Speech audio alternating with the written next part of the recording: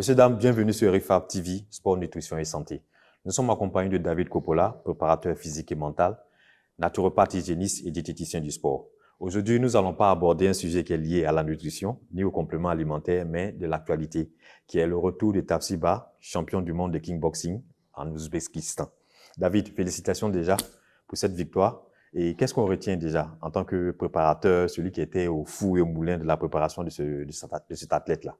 Alors déjà, félicitations à Tafsir, parce que c'est lui qui est parti combattre en Ouzbékistan. Okay. Un environnement peu commun et relativement complexe au niveau du climat. Okay. Et il faut savoir qu'en Ouzbékistan, les combattants ont une réputation d'être des combattants très durs et téméraires, et souvent en vivent, contrairement à nos athlètes ici qui ont du mal à en vivre. Voilà. Okay. Donc, je n'ai pas été réellement très étonné, puisqu'on avait mis en place plusieurs marges de manœuvre, plusieurs stratégies, en fonction des meilleurs athlètes qui se présentaient à ces championnats du monde amateur. Okay. Amateur est un grand mot, puisque certes, il y avait des protections, mais il y avait quand même des champions en titre depuis 3 ans. Okay. Et je peux dire que, sincèrement, vu le niveau, on était beaucoup plus proche du pro que de l'amateur. Mais c'est souvent lors des championnats amateurs qu'on détecte les vraies pépites. Les vraies pépites. En l'occurrence, concernant le premier athlète de Tafsir, on avait mis une stratégie très simple et efficace. Donc, ça a été très rapide. Par contre, pour la finale, on a eu le temps de passer beaucoup de temps à parler au téléphone, en visio, à mettre des stratégies en place qu'on avait travaillé ici au Eric Faf Gym, en partenariat avec Porgo, Anderson, Marcel, Mozou, tout au long de ces 6 entraînements par jour. Et cela durant 2 semaines. Associé à beaucoup de choses gardées dans le placard. Voilà, exact, comme les bains de glace, comme une nutrition adaptée, comme plein de choses. Et j'ai pas été étonné plus que ça, puisque en plus d'un fight IQ relativement élevé, Tafsir a cette faculté déjà de rester très humble, de bien communiquer, mais de surtout écouter et faire confiance à 100% au coach qui le conseille. Okay. Donc il avait ses propres coachs qui bossent sur les basiques, qui sont de très bons instructeurs en kickboxing. Okay. Mais il lui manquait 2-3 petites choses pour marquer la différence. Bien sûr. Et du coup, je lui ai dit, écoute, tu es en Ouzbékistan, le champion en titre, ça fait 3 ans qu'il est champion dans sa caté. C'est un gars qui monte relativement lourd en poids pour descendre après en moins de 91. Il monte jusqu'à 105, 106 kilos et redescend. Donc, on va pas aller chercher le chaos. S'il s'offre à toi, tant mieux. On va tout faire pour qu'il s'offre à toi. Okay. Mais en tout cas, soit tu m'ouvres une arcade, soit tu me casses un nez. Et c'est ce qui s'est passé. Oui, il a cassé le nez. Voilà. Je lui ai dit, tu vas travailler sur des points stratégiques tout au long de tes rounds. Les yeux, le nez, la bouche. Et quand l'opportunité s'ouvre à toi, tu rentres sur un gros crochet et tu lui casses le nez sur le côté. C'est ce qu'il a fait. Donc, il m'a appelé en criant, heureux. Et je lui ai dit, il n'y a que le travail qui paye. Et ça a été de la répétition sur des power jabs, des power cross et des power uppercut. On a travaillé ça avec une grosse détente, basée sur une méthode impact.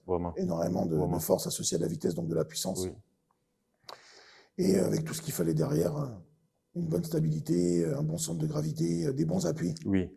Tafsir a beaucoup l'habitude de beaucoup bouger lors de ses combats, ce qui fait que jusqu'à maintenant, il n'avait pas ce qu'on appelle le power punch. Il avait du mal à mettre ses adversaires KO très rapidement. Il les avait à l'usure parce qu'il a une condition physique hors norme. Okay. D'où son surnom qu'on lui a donné, lui et moi, de Black Lion. Black Lion. Voilà. Et c'est un athlète très prometteur avec qui on a signé en MMA. Qui justement, on en discutait tout à l'heure avant l'interview, va participer au championnat d'Afrique de boxe anglaise avec une belle prime à la clé. Je sais qu'il a été sollicité et remercié par le président de la République, sollicité ici par le ministère et le président de la République pour combattre au championnat africain de boxe anglaise en vue d'une médaille d'or aussi. Et je pense qu'aujourd'hui, c'est important qu'il se batte encore pour son pays et qu'à partir de là, puisqu'il doit combattre au PFC, comme tu le sais, une ligue professionnel de combattants MMA que Henri Chala a créé en partenariat avec Eric Faf Nation et moi-même. Donc, je pense que Tafsir est une étoile filante. Bien sûr. Qu'il faut arriver à en prendre soin. Qu'il faut lui donner la paix du cœur et la paix de l'esprit, avec un partenariat lui permettant de s'entraîner, se reposer, se faire masser, faire des bains de glace, optimiser au mieux ses performances. Et je dois avouer que j'ai une relation relativement privilégiée avec lui. Voilà, privilégiée avec lui. On est très connectés, on communique énormément, on se fait confiance. Je rentre pas dans une zone dans laquelle je maîtrise pas. J'ai des instructeurs pour ça. Moi, je suis très axé sur la préparation physique, la lutte et la boxe anglaise. Bien sûr. Et les autres viennent ajouter les grains de sel, comme on le dit. Leur connaissance, leur savoir-faire, leur professionnalisme. Et de là, on arrive à fabriquer des champions comme Mozo, comme Anderson. Ok. Comme tous ces... David, moi, la question ou bien l'interrogation qui me vient en tête, c'est réellement, d'habitude, les athlètes, pour se préparer pour des championnats sur le point de vue international, ont l'habitude de, je veux le dire, aller en Europe ou bien aller peut-être à l'étranger. Et aujourd'hui, cas palpable et cas réel, cet athlète-là, il décide de venir en Côte d'Ivoire se former avant d'aller en Ouzbékistan. Donc, qu'est-ce qu'on retient aujourd'hui? Est-ce à dire que réellement, on a les capacités, la salle Eric Favre Gym a l'infrastructure nécessaire, les capacités de pouvoir prendre en charge des athlètes de haut niveau et les promouvoir sur le plan de vue international? Oui, au niveau infrastructure, au niveau équipement, on n'a rien à envier à une salle qui se trouve en Europe, aux États-Unis. Je veux dire, en termes d'infrastructure et d'équipement, on avoisine le milliard. Donc, on a eu de la chance de rentrer en partenariat avec des gens comme Eric Favre qui nous ont fourni tous les équipements nécessaires.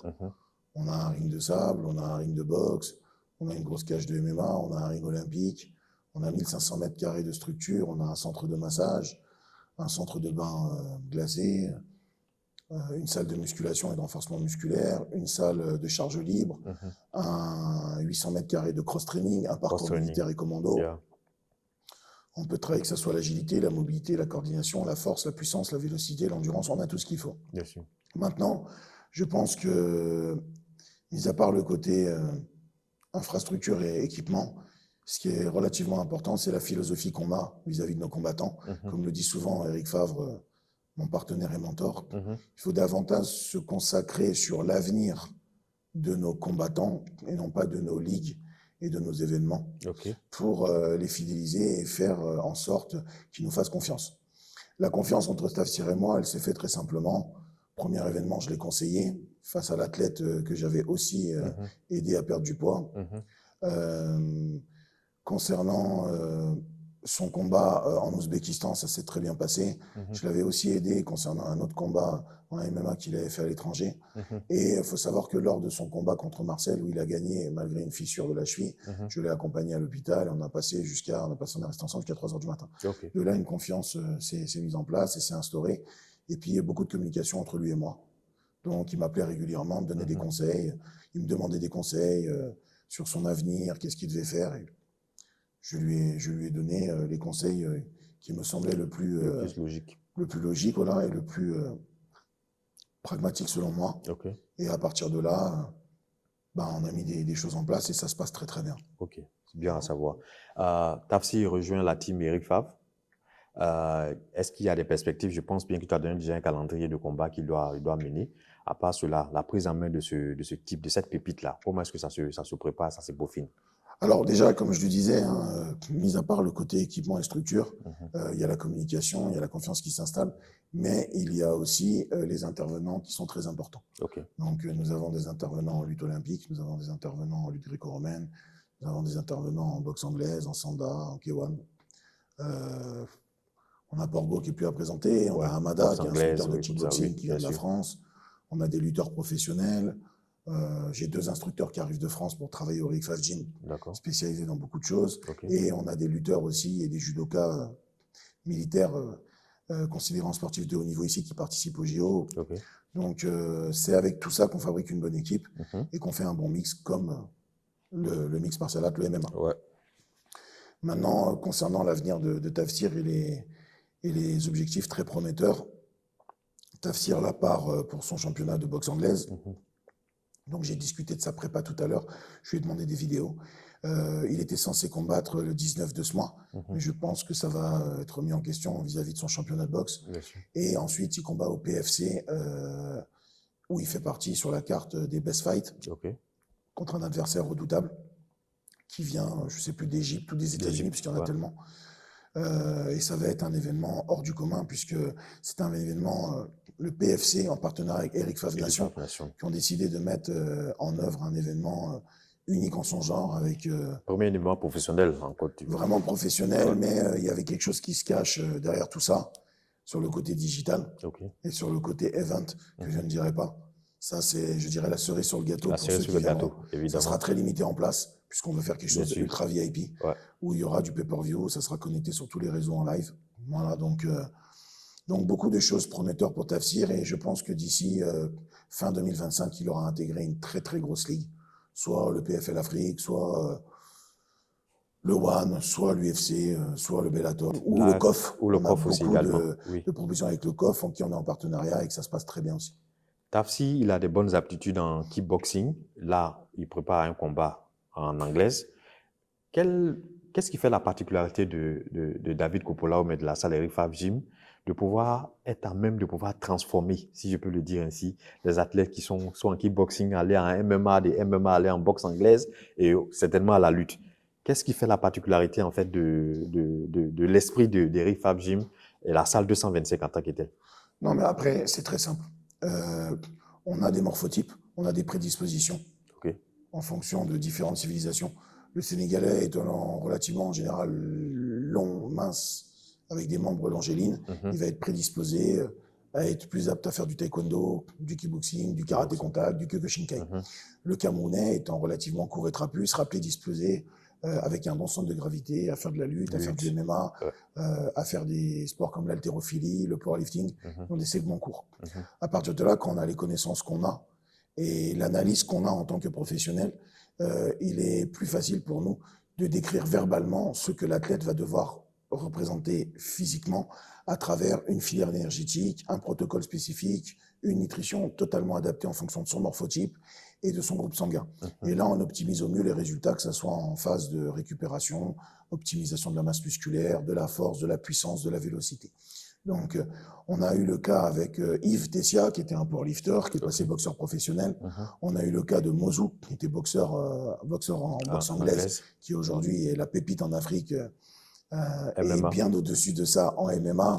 Tafsir, qui vient de l'anglaise, qui fait de la lutte, qui fait du kickboxing, qui fait du sanda, qui fait du MMA. Voilà.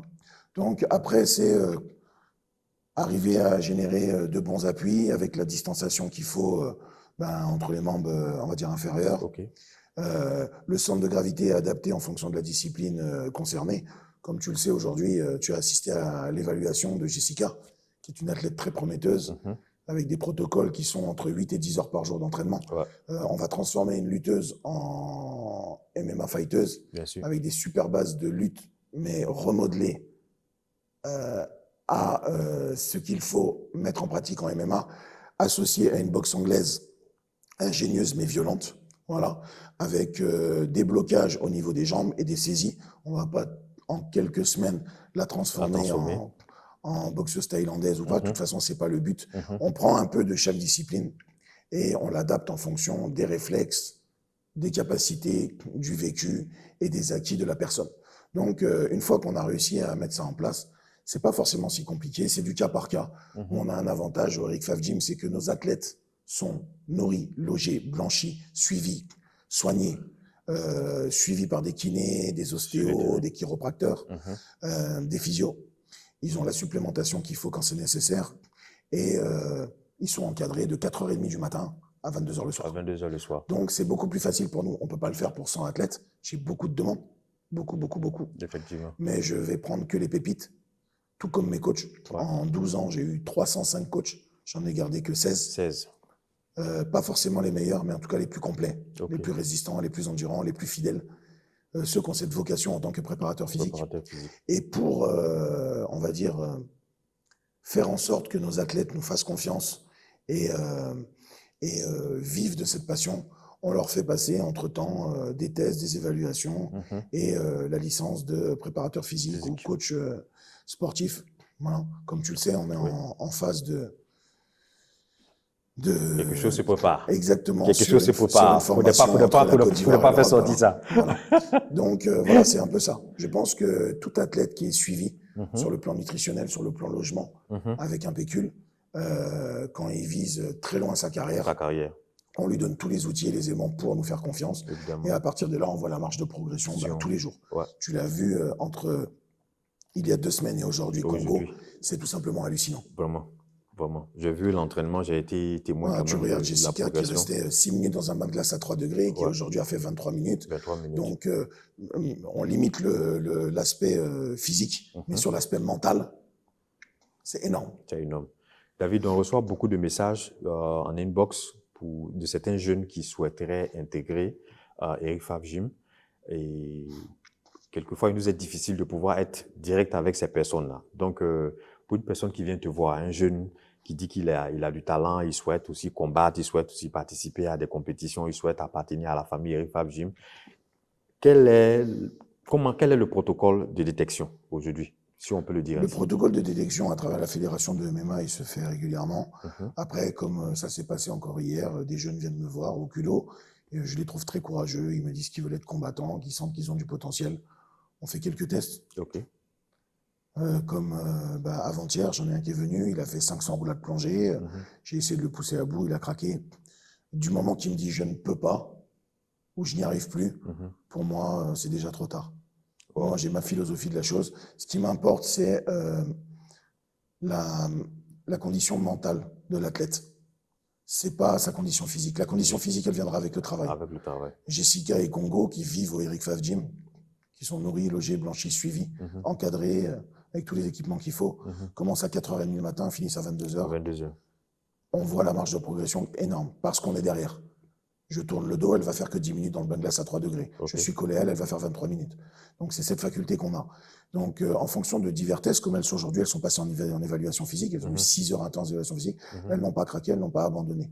Le jeune en question, quand il est rentré dans le bain de glace, qui pour moi était une preuve de résistance sur le plan mental, n'a duré que 2 minutes. 2 minutes. Donc, je lui ai tout simplement dit que je le recontacterais, mais qu'il y avait une grosse différence entre être sûr d'avoir le potentiel pour être un combattant et d'avoir la détermination, le courage et le mental pour être un combattant sur le long terme. Sur le long terme. Il y a une grosse différence entre ce qu'on veut faire et ce qu'on peut faire. Voilà. Et ce qu'on est capable de faire en fonction de son vécu, de ses pathologies, de ses blessures, sur le plan somatique, sur le plan physique, de son âge et sur aussi le plan ethnique, parce qu'au bout d'un moment, la famille intervient. C'est pas forcément évident.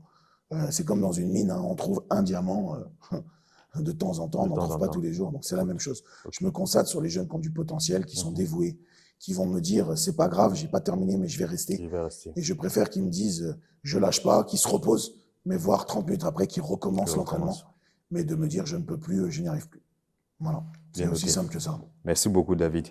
Messieurs, dames, nous avons reçu David Coppola et nous revenons sur la victoire de Tafsiba au championnat du monde de kickboxing en Ouzbékistan.